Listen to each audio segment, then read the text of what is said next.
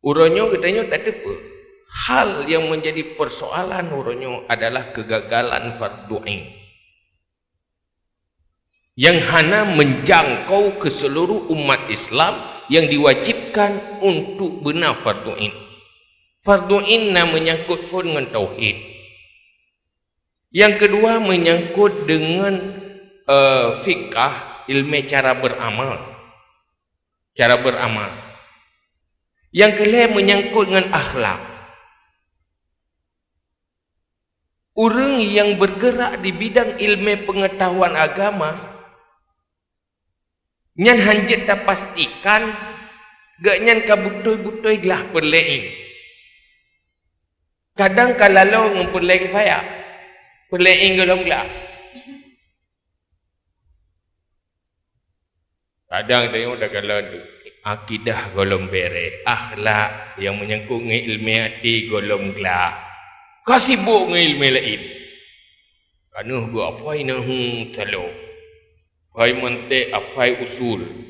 Kena lebut dengki hana gempom atau hana berbahaya dengan ria, dekabu dan sebagainya sifat-sifat berakhlak.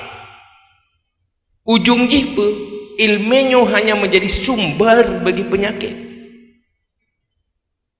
Di saat ilmu yang perlu kifayah, iduk bak yang golong gelah perlein. Kena lebut tamah ilmu, tamah penyakit.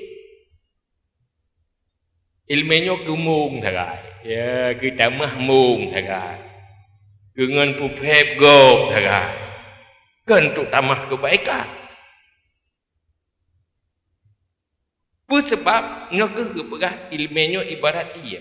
Ia menyai tamang lambak kaya pet akan tamah lebah pet dengan ianya. Menyai tamang bak kaya yang mameh akan menambah subur tumbuh-tumbuhan yang manis. Maka perlu akhlak. Orangnya katanya terjebak di dalam sebuah zaman di mana yang hana selesainya ke akhlak. Padahal tengok tak depu tapi dia pedium. Innama bu'istu liutammima makarimal akhlak. Yang paling utama tujuan inti yang dibangkit Rasulullah bersempurna akhlak. Sehingga tak kalah dalam hadis-hadis dosa berakhlak hai ibayali amalan kebaikan lain. Tapi gehan kebaikan akhlak, fala kebaikan akhlak han berbahaya ngenit amalan lain. Hanya kalau dah dapat.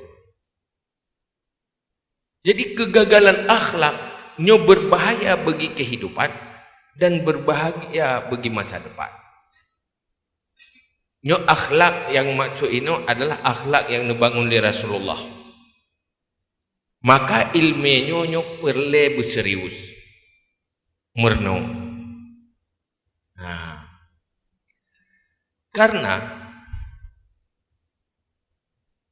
kesuksesan sebuah kepribadian sangat ditentukan oleh selesai membangun kepribadian yang berakhlak.